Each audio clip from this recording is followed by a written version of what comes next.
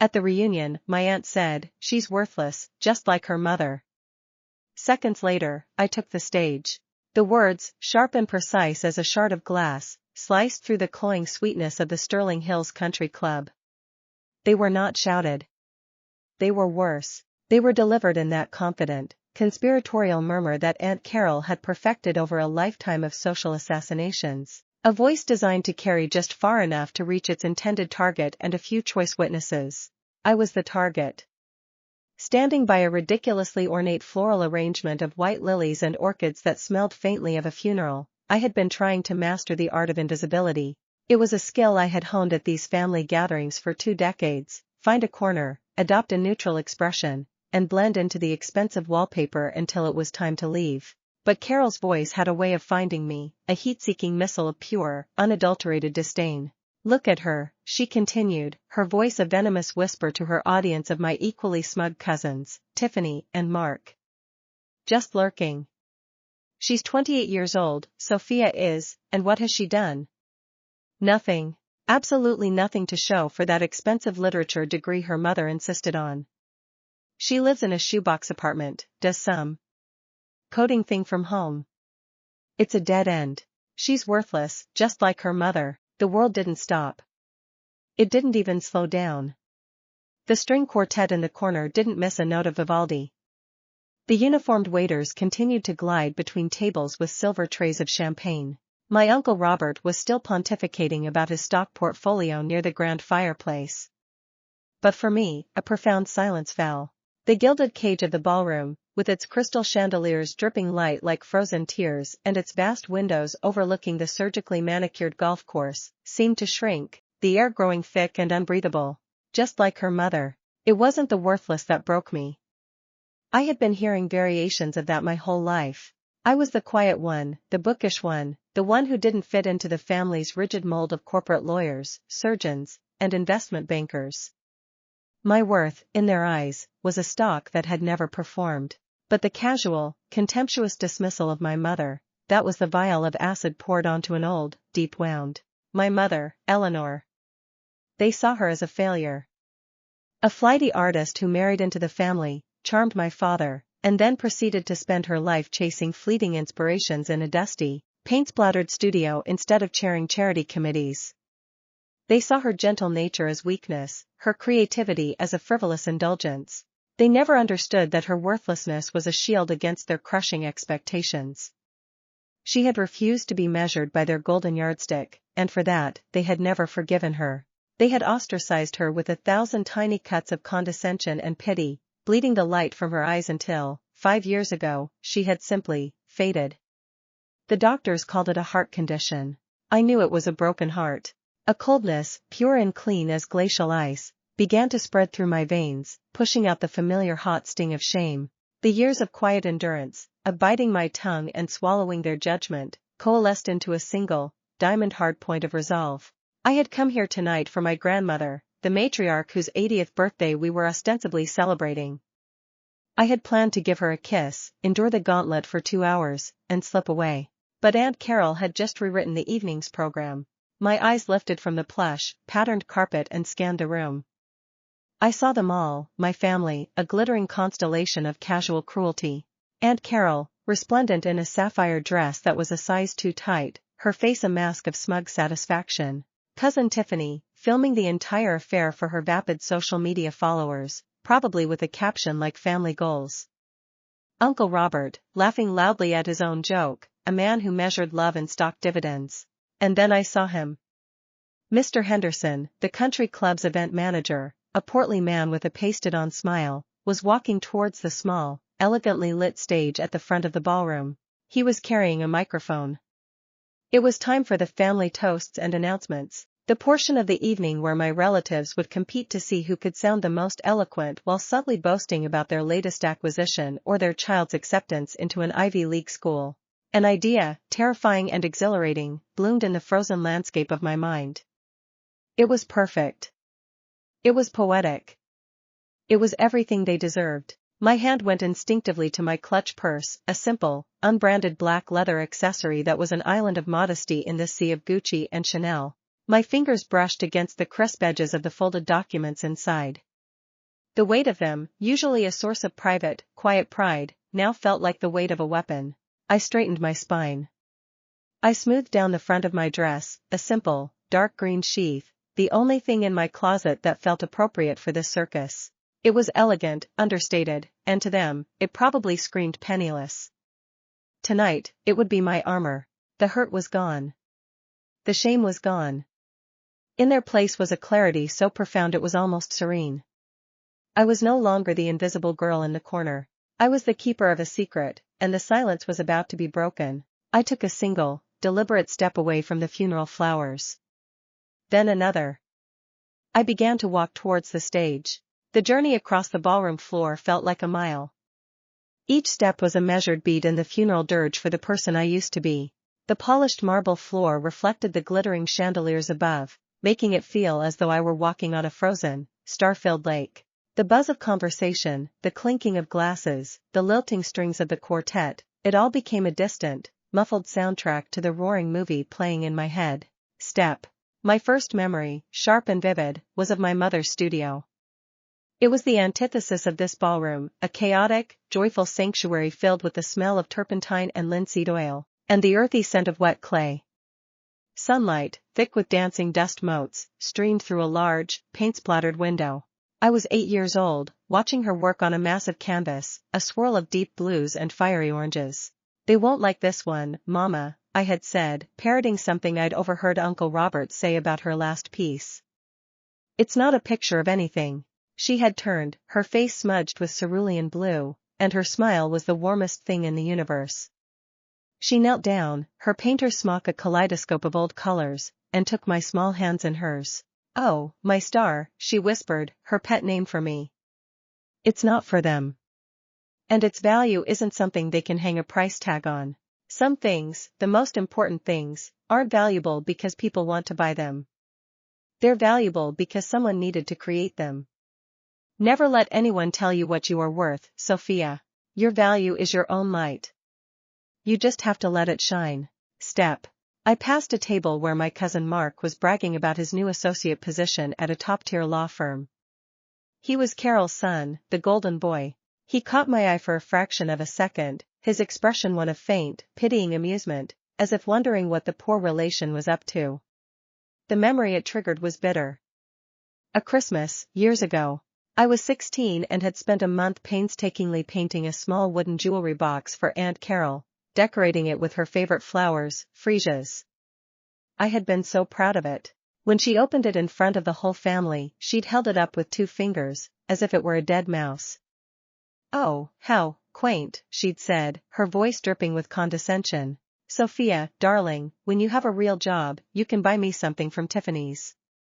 But it's the thought that counts, I suppose." She'd put it aside and never mentioned it again.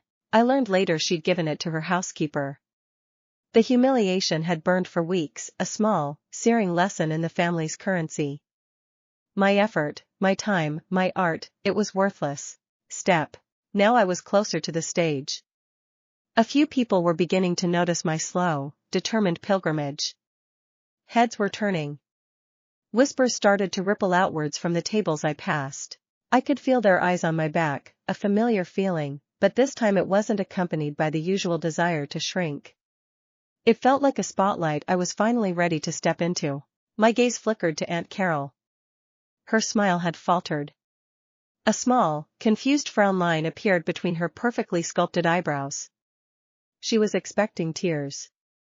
An embarrassing, emotional plea for, what? Kindness? Acceptance? She was about to be very disappointed. My hand tightened on my clutch. Inside, nestled beside my phone and keys, were the printouts of the final acquisition agreements. The culmination of 5 years of my life. 5 years they had written off as a failure. The idea for Aura had come to me in the dark, quiet months after my mother's death. I was adrift in grief, and the family's platitudes felt like stones thrown at a drowning woman. I found my mother's old journals, stacks of them, filled with her sketches, her thoughts, her frustrations, her small, daily struggles to hold on to her own light in a world that demanded she be something else. Reading them was like hearing her voice again. It was a lifeline. And I thought, what if everyone could have a lifeline like this? A private, safe space to be vulnerable, to track their moods, to find their voice, to be reminded of their own intrinsic worth, free from outside judgment? So I started coding. They thought I was wasting away in my tiny apartment, a recluse staring at a screen. And I was. But I wasn't watching Netflix. I was building. Fueled by cheap coffee and the ghost of my mother's encouragement, I poured all my grief, my anger, and my love into lines of code. I taught myself new programming languages, worked 18-hour days, and built Aura from the ground up. It was a journaling app, yes, but it was more. It used AI to identify patterns and offer gentle, supportive prompts. It had guided meditations voiced by trauma-informed therapists. It had a community feature that was fiercely moderated to be a haven of positivity. I launched it anonymously. I had no money for marketing, but it grew organically, through word of mouth. People who were hurting found it. People who felt misunderstood found it. It spread from college campuses to corporate wellness programs. Within 3 years, it had 5 million active users. It was a quiet revolution of self-worth, happening in the pockets of people all over the world. And 2 weeks ago, the quiet part had ended. Syntech Global, one of the biggest players in the tech industry, had come calling. Their offer had been staggering. For the past 10 days, my life had been a blur of lawyers and negotiations. The final papers had been signed yesterday afternoon. The money was in escrow. It was done. The number, the one that made my lawyer's eyes water, was obscene. It was a figure so large it was an abstraction. But it wasn't the number that mattered most. It was the validation. It was the proof that the thing I had built from my mother's legacy, the very essence of her philosophy of inner value, had a value in the world that my family could not deny, because it was written in the only language they truly respected, money. Step. A final memory, the one that sealed my resolve. My mother, in the last year of her life. The light in her eyes had dimmed. She rarely went to her studio anymore. Her canvases gathered dust. She sat for hours in the armchair by the window, looking out at the garden but not really seeing it. I think I'm all out of color, my star, she'd told me one afternoon, her voice thin and frail. The family had tut-tutted. They'd whispered about her melancholy. Aunt Carol had suggested she get a hobby. They had diagnosed her sorrow as a character flaw, the inevitable result of a life lived without ambition. They never saw that they were the ones who had leached the color from her world. They were the ones who had told a vibrant, brilliant artist her life's work was worthless for so long that she had finally, tragically, started to believe them. My walk was over. I was at the foot of the stage. It was a small, temporary structure, only 3 steps up, draped in the same cream and gold fabric as the tablecloths. Mr. Henderson was at the podium, tapping the microphone. Testing, 1, 2. His voice boomed through the speakers. He was about to begin the toasts. I didn't hesitate. I walked up the 3 short steps. The change in the room's atmosphere was instantaneous. The persistent buzz of conversation died abruptly, the silence rolling outwards from the stage like a shockwave.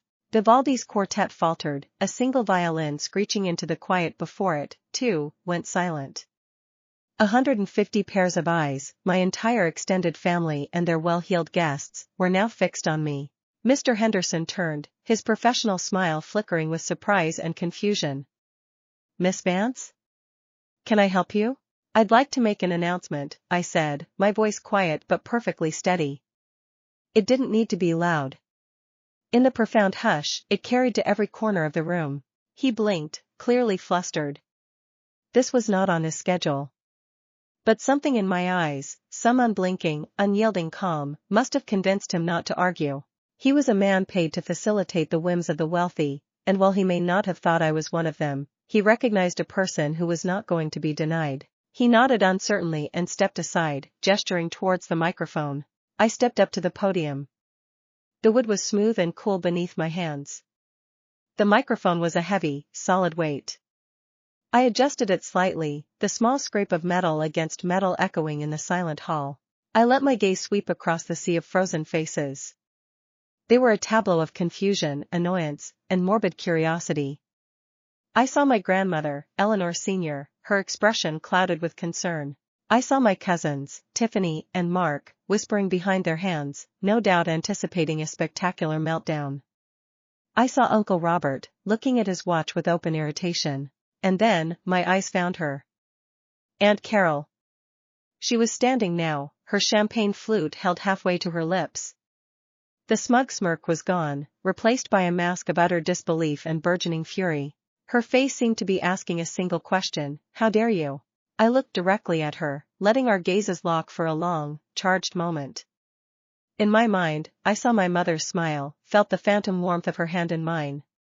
Your value is your own light, my star. You just have to let it shine. The spotlight was blinding. The silence was absolute.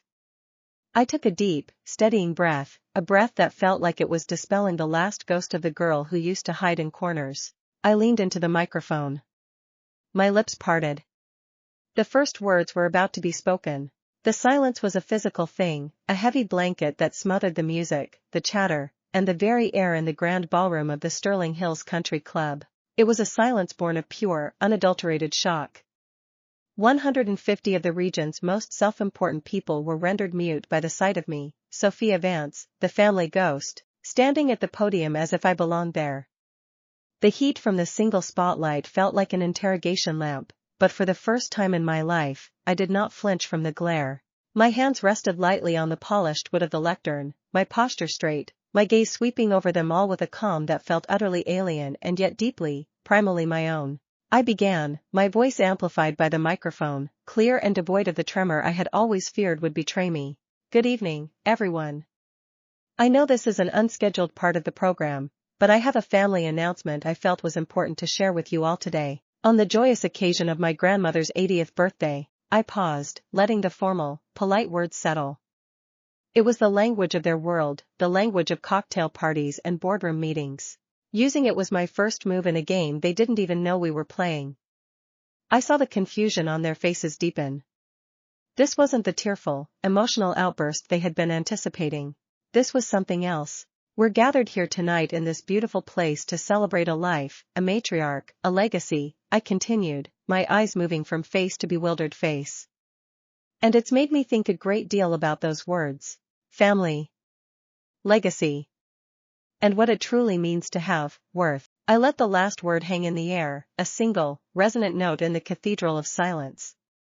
As I said it, my gaze deliberately left the crowd and settled, with surgical precision, on one person.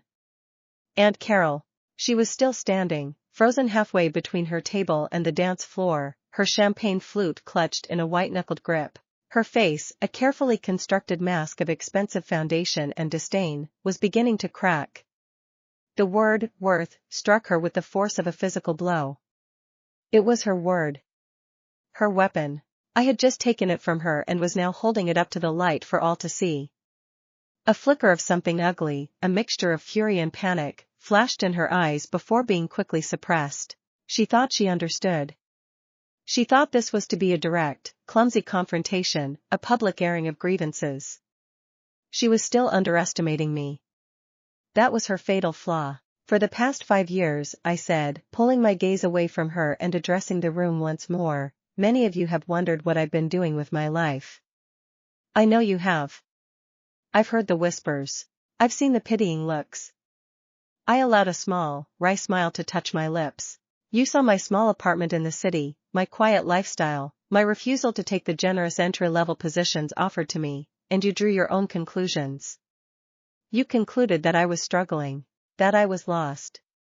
That I was, perhaps, not living up to the family name. A ripple of uncomfortable movement went through the crowd. I had just verbalized the unspoken consensus, the quiet judgment that had followed me like a shadow to every one of these gatherings. I was holding up a mirror, and they did not like the reflection. You saw a life of inaction, I stated, my voice gaining strength. But what you were actually seeing was a life of incubation. While you were closing deals and chairing committees, I was building something. I was building a space for people who, like my mother, often felt like their inner worlds were not valued by the outer one. A place for those who were told their sensitivity was a weakness, not a strength. I was building a community. I paused again, a deliberate, theatrical beat. I called it aura. The name meant nothing to most of them, the older generation who still saw technology as a novelty. But it was not meant for them. My true audience was my cousins, the ones who lived and breathed the digital world. Just as I predicted, a dozen smartphones immediately lit up, their blue-white glow stark in the dimly lit ballroom. Tiffany, my perfectly coiffed cousin who documented her every filtered moment for the masses, was the first. Her thumb flew across her screen. Her eyes widened, her jaw going slack. She nudged her brother, Mark, the new associate, who was already typing the name into his own phone. I watched the chain reaction of discovery spread across the room like a contagion. Murmurs erupted, hushed and incredulous. Aura? The journaling app? I use that. My therapist recommended it. Wait, no way. The one that got all that press in TechCrunch? Their valuation is insane. The whispers grew from a trickle to a flood, a rising tide of disbelief. They were looking at their phones, then back at me on the stage, their brains struggling to reconcile the two realities, Sophia, the worthless, reclusive niece, and Aura, the global phenomenon. The cognitive dissonance was a beautiful thing to behold.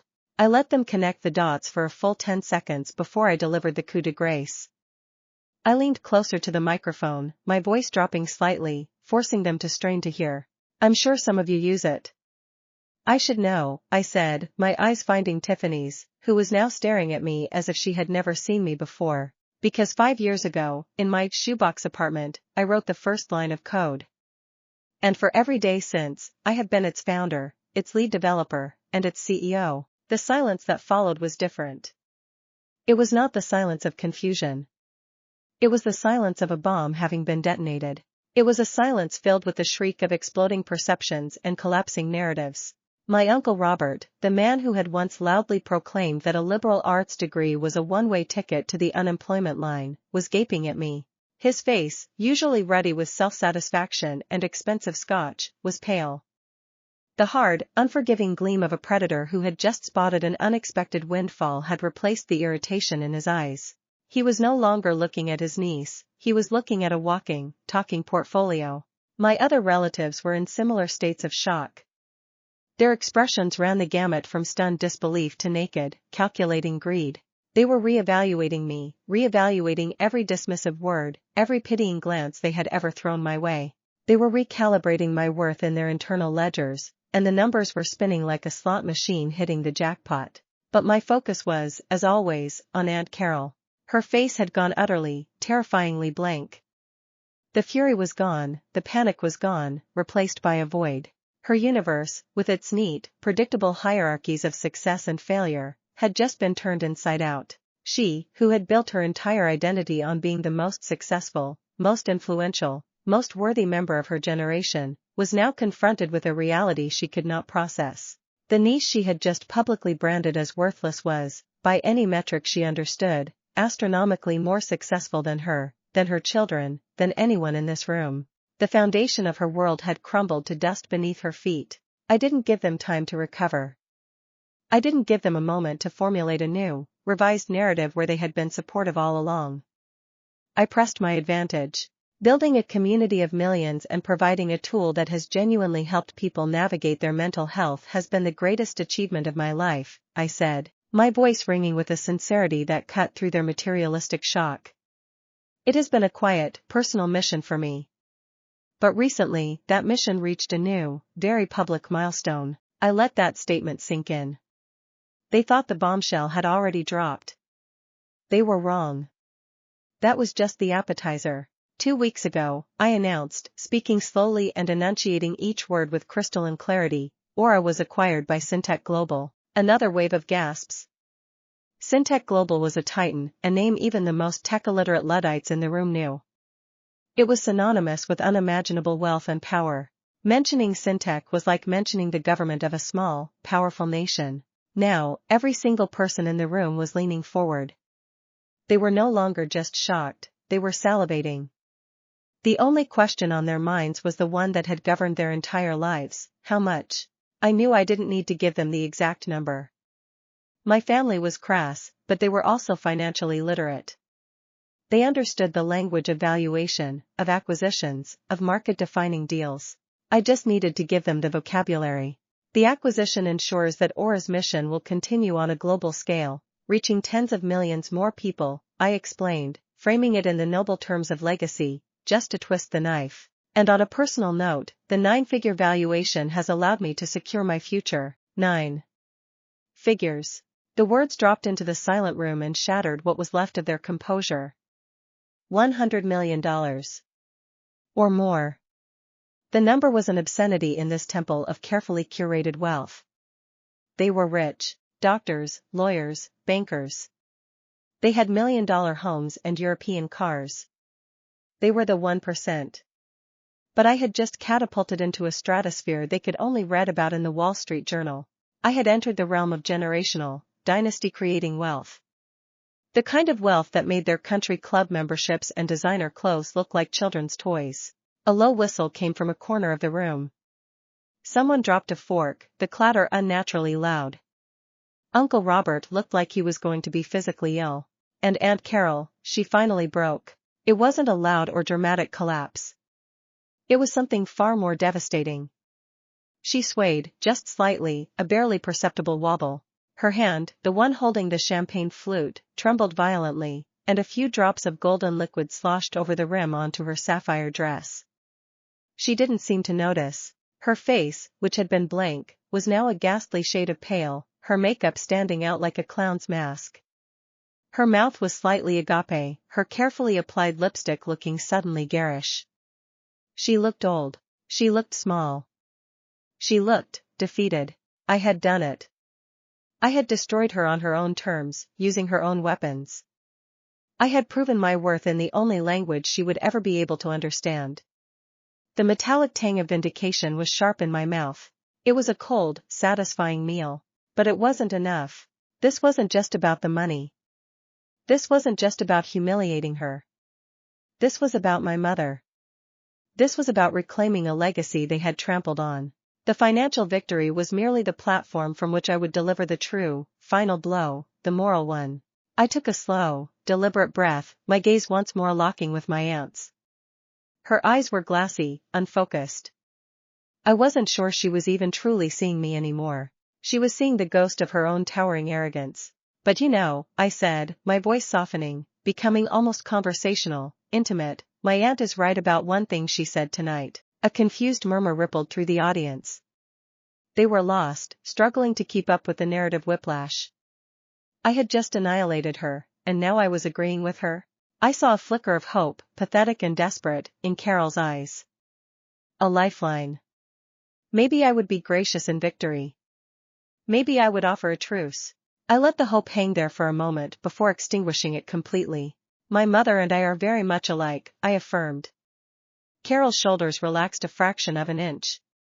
We believe that true worth isn't measured in dollars, or acquisitions, or the square footage of a house. We believe it is measured in the light you bring into the world. In the beauty you create. In the comfort you give to others. I was speaking my mother's words now, her philosophy, her truth. And I was delivering it from a fortress of 9-figure financial security, the irony so thick it was almost suffocating. I was using their measure of success to validate her measure of humanity. My hand reached into my simple black clutch.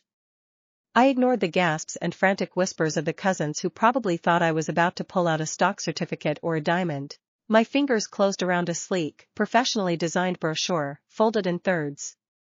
I pulled it out and placed it flat on the podium. That is why my real announcement tonight isn't about me. It's about her. The acquisition of my company was not an end goal. It was the means to an end.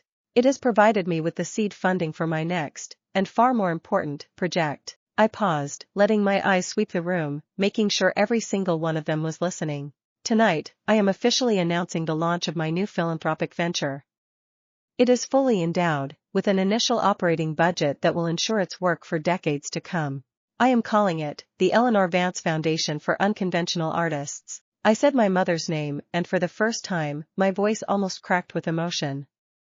I held it steady. I would not cry. Not here.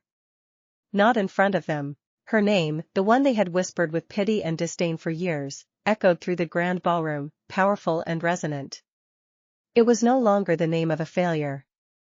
It was the name of a legacy. I unfolded the brochure, though I didn't need to read from it. The words were burned into my soul. The Eleanor Vance Foundation, I explained, my voice ringing with passion and purpose, will provide substantial, no-strings-attached grants to artists whose work defies commercial categorization. It will acquire and operate studio spaces in major cities, offering free residencies to painters, sculptors, poets, and musicians who are struggling to find a place to create. And most importantly, here, I looked directly at the spot where my mother used to sit at these events, a ghost at the feast. It will provide free, dedicated mental health resources for every artist in its program. It will ensure that no creative soul ever again feels so isolated, so misunderstood, or so devalued by the world that they begin to believe their light is worthless. Each word was a stone, carefully chosen and aimed at the very heart of their value system. No strings attached grants, a rebuke to their transactional view of life. Free residencies, an answer to their obsession with property and assets. Mental health resources, a condemnation of their callous disregard for my mother's quiet suffering. I had taken their god, money, and I had used it to build a temple to everything they scorned. I finished, my heart pounding a triumphant rhythm against my ribs. I looked out at them one last time. They were utterly broken. The smugness, the arrogance, the casual cruelty, it had all been stripped away, leaving behind the raw, ugly truth of their own spiritual poverty. They had spent their lives accumulating wealth, but they had never built anything. They had only acquired. I leaned forward one last time, my final words spoken almost in a whisper, yet they carried the weight of an avalanche. My mother's legacy was never worthless, I said, my eyes finding Aunt Carol's one final, devastating time. It was just priceless. And now, her name will help thousands of others realize their own worth, no matter what the world tells them. I didn't slam the microphone down. I didn't storm off. I simply placed it gently back in its cradle. The small, soft click was the sound of a chapter ending. The sound of a cage door swinging open. The sound of a debt being paid in full. Then, I turned away from the podium and the spotlight, leaving them all behind in the wreckage of the world they had built, now illuminated by a light they could never have imagined. My mother's light. The silence that followed my final word was a different creature entirely from the ones that had come before. It was not the silence of shock or confusion. It was the silence of a battlefield after the final cannon has fired. It was heavy, ringing, and thick with the emotional debris of detonated egos and shattered worldviews. In that profound quiet, I could feel the 150 individual narratives in the room fracturing and then desperately trying to realign themselves around the new, undeniable sun that had just risen in their firmament. Me. Then, a single sound broke the spell. It was the soft, distinct sound of two hands clapping. I turned my head. At the head table, my grandmother, Eleanor Sr., was on her feet. Her face, a roadmap of 80 years of joy and quiet sorrow, was etched with a look of fierce, incandescent pride. Tears streamed down her wrinkled cheeks, unabashed and beautiful. It was she who was applauding, her applause slow, deliberate, and resonant in the cavernous hall. She wasn't clapping for the 9 figures or the acquisition. She was clapping for the little girl who loved her daughter, and for the woman who had just vindicated her. She was clapping for Eleanor. Her applause was the signal. It was permission. A few of the younger cousins, the ones who had their phones out, began to clap tentatively. Then a few more. It was a ragged, hesitant sound at first, a smattering of rain on a tin roof. But it grew. It grew as shame warred with awe in the hearts of my relatives. It grew as they processed the magnitude of what had just happened. The sound swelled, not into a roar of celebration, but into a wave of stunned, obligatory acknowledgement. They were applauding my success, my power, my victory over one of their own. It was the sound of an entire dynasty bending the knee. I walked down the 3 short steps from the stage, my legs feeling surprisingly steady. The spotlight was behind me now, casting my long shadow before me as I moved back into the room. The applause died down as I began to walk, replaced by a frantic, electric buzz of whispers. The dam had broken. And then, they swarmed. It was like watching a nature documentary. The moment I stepped onto the plush carpet, the pack descended. They moved with a synchronized, predatory grace, their faces transformed. The pity was gone, the condescension vanished. In its place was a rapacious, glittering hunger. "Sophia, my girl. Uncle Robert was the first to reach me, his large hand clamping onto my shoulder with a possessive, proprietary grip. His breath smelled of expensive scotch and desperation. Incredible. Absolutely incredible. I always knew you had the Vance business acumen in your blood. You know, you're going to need a proper wealth manager. Someone you can trust, someone who understands family. My firm has a private client division. He was nudged aside by another uncle, a tax attorney, whose smile was a rictus of gleaming white veneers. Sophia, sweetheart, the tax implications of a deal that size are staggering. You need to structure your foundation carefully to maximize the endowments. I can have my people draw up some preliminary frameworks, no charge, of course. Just to help out. Then came the cousins. Mark, the golden boy lawyer, was suddenly at my elbow, his earlier amusement replaced by a sycophantic grin. Soph, that was epic. Truly. Listen, if your foundation needs any pro bono legal work, setting up the charter, bylaws, anything at all, my firm would be honored. Tiffany, her phone now forgotten, pushed her way through, her eyes wide with a manic, reflected glory. Oh my God, Sophia. A foundation. It's brilliant. You're going to need a social media strategy, a launch gala. I have the best event planner in the city. We could get you on the cover of Town Country. The tech heiress who's giving back. It's perfect. They orbited me, a frantic constellation of greed and opportunism. Their words were a meaningless torrent, the buzzing of flies around a feast. Each of them was offering a piece of themselves, their services, their connections, not out of generosity, but as an investment. They were trying to buy stock in my new reality. I handled them with a polite, cool detachment that was utterly new to me. I had spent my entire life craving their approval, shrinking from their disapproval. Now, I felt nothing but a distant, clinical pity. They were hollow people, defined only by their assets and their affiliations. And they thought I was the same. Thank you, Uncle Robert. I have a team in place, but I'll keep that in mind. That's very kind, Uncle David. My lawyers from the acquisition are advising me. I appreciate the offer, Mark. The legal framework is already established. We'll see, Tiffany. The foundation's work is the priority, not galas. Each polite refusal was a small, sharp shock to them. They were not used to being denied. They were used to their offers being seen as favors, as blessings bestowed upon the less fortunate. The realization that I didn't need them, that I had a world of advisors and lawyers and strategists far more capable than they were, slowly began to dawn on their faces. The power dynamic had not just shifted, it had been obliterated. I was no longer a minor celestial body in their familial solar system. I was the sun, and they were just cold, barren rocks, desperate for a little of my warmth, a little of my light. My eyes scanned the chaotic scrum around me, looking for the one person who was conspicuously absent. And then I saw her. Aunt Carol was standing alone, a few yards away, near the grand fireplace. The swarm had instinctively given her a wide berth, a silent, communal shunning of the newly deposed queen. Her husband, my Uncle Frank, stood beside her, looking helpless and deeply uncomfortable, his hand hovering near her elbow as if he were afraid she might shatter. Carol's face was a ruin. The carefully constructed mask of social superiority had crumbled, revealing the raw, terrified weakness beneath. She looked like a general surveying an unwinnable battlefield. She had lost the battle, the war, and the respect of her own troops, all in the space of 10 minutes. As if she felt my gaze, her head lifted.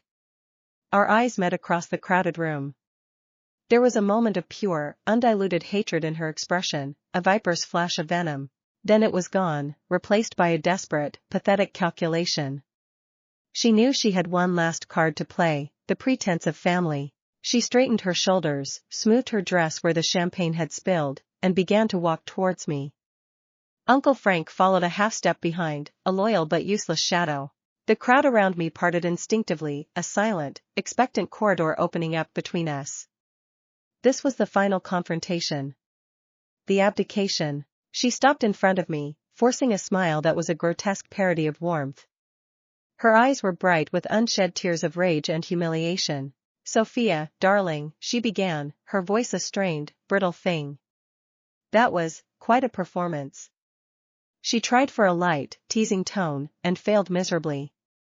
You certainly know how to keep a secret. I didn't speak. I just waited. I was not going to make this easy for her. She faltered under my silent gaze, the fake smile twitching. I want you to know, she stammered, I always knew you had it in you. I was just trying to help. She looked around, seeking validation from the silent onlookers. All those things I said, it was tough love. I was trying to motivate you. To push you to find your ambition. And look, she spread her hands in a gesture of magnanimous credit. It worked.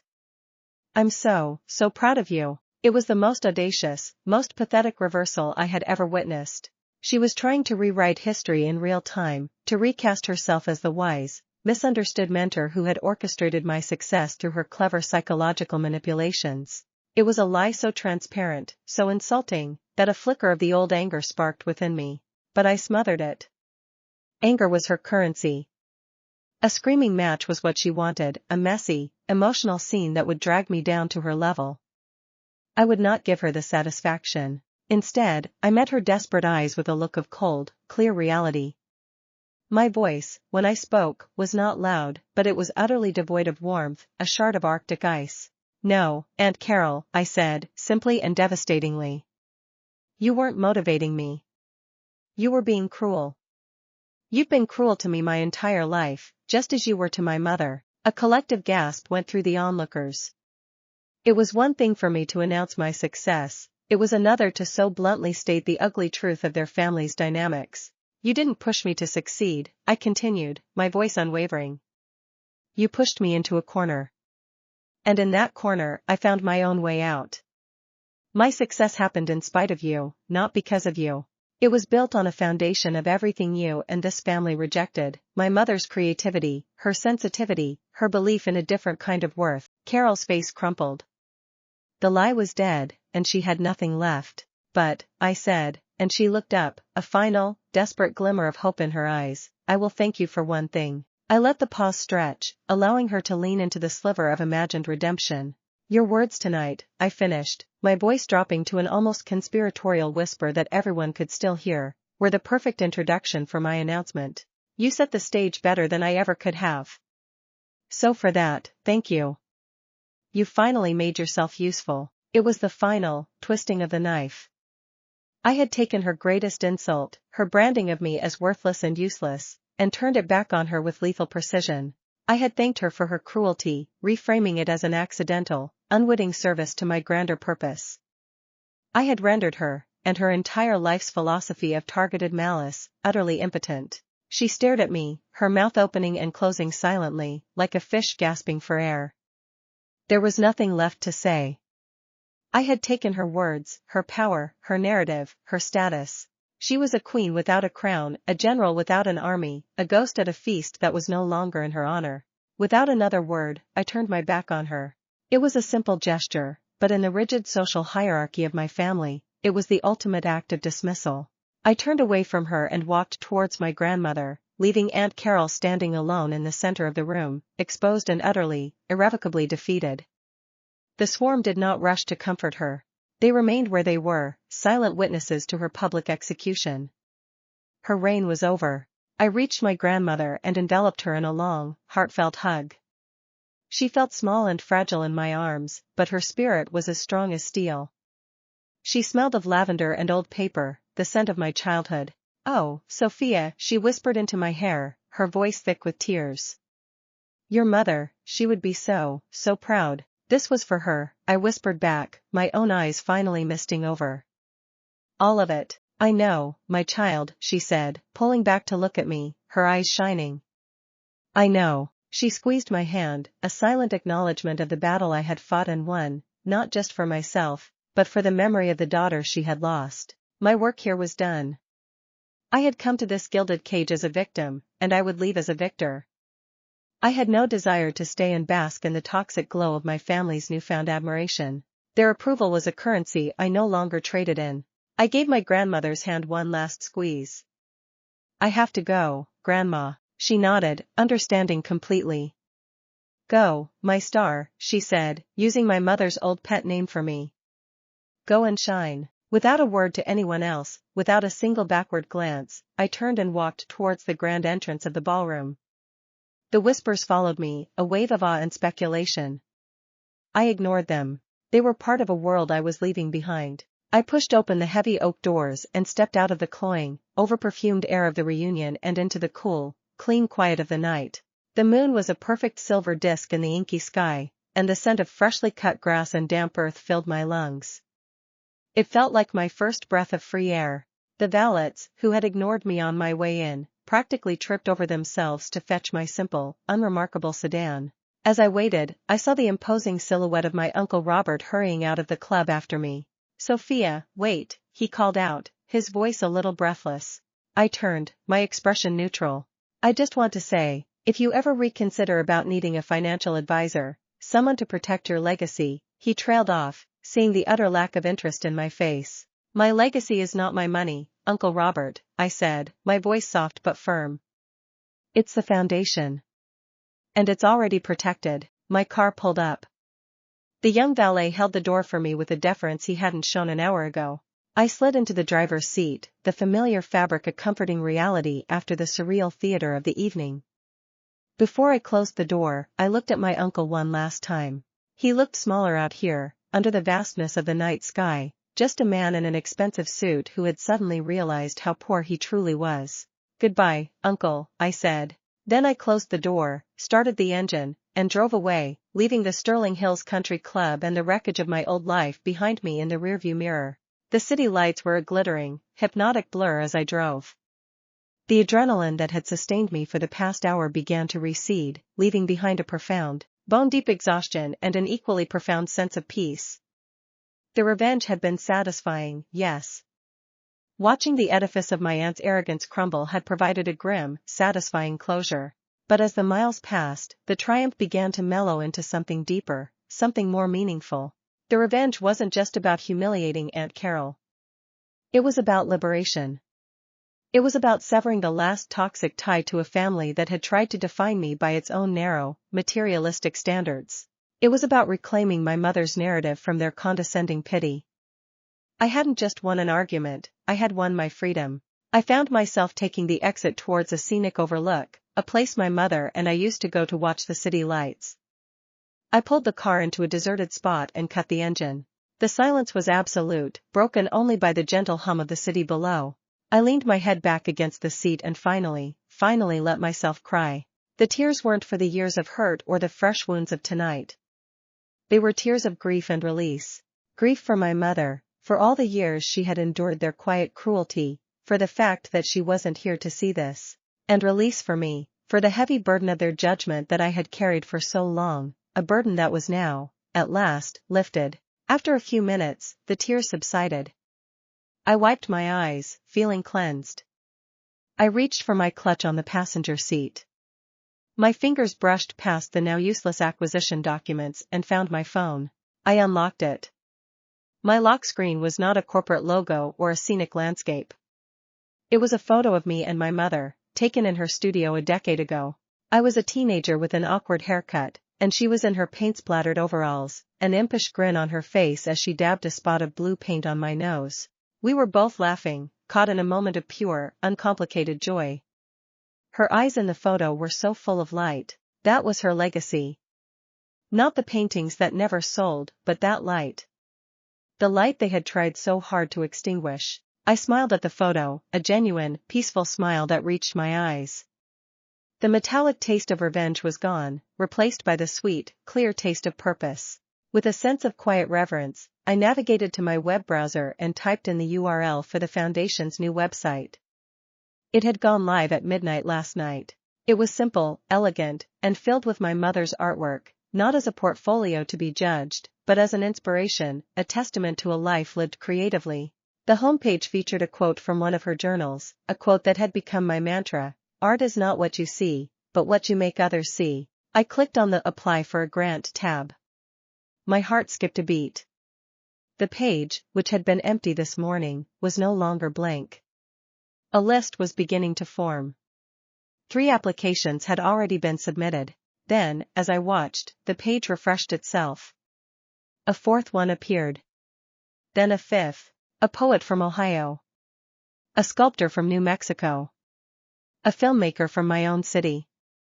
All of them, pouring their hopes and their dreams into the digital space I had built on the foundation of my mother's love. I began to read their stories, their artist statements, their passionate pleas for a chance to create without compromise. They were stories of struggle, of being misunderstood, of being told their work was a hobby, that it was impractical, that it was worthless. A single tear, one of pure, unadulterated joy, rolled down my cheek. This was it. This was the real victory. Not the stunned faces in the ballroom, not the 9-figure bank account, not the public humiliation of a cruel woman. It was this quiet moment, alone in my car, watching a legacy of pain be transformed, in real time, into a future of hope for others. I had found my worth, not on a stage under a spotlight, but here, in the silent, sacred work of honoring my mother's memory by nurturing the light in others. The reunion was over. The family I had been born into was a chapter of my past. The family I was now building, a family of unconventional artists, of kindred spirits, of people who dared to shine, was my future. I looked out at the sprawling, glittering city below, no longer a blur, but a constellation of a million individual lights. And for the first time I felt like one of them. Bright. Clear. And finally, truly, free. My real work was just beginning.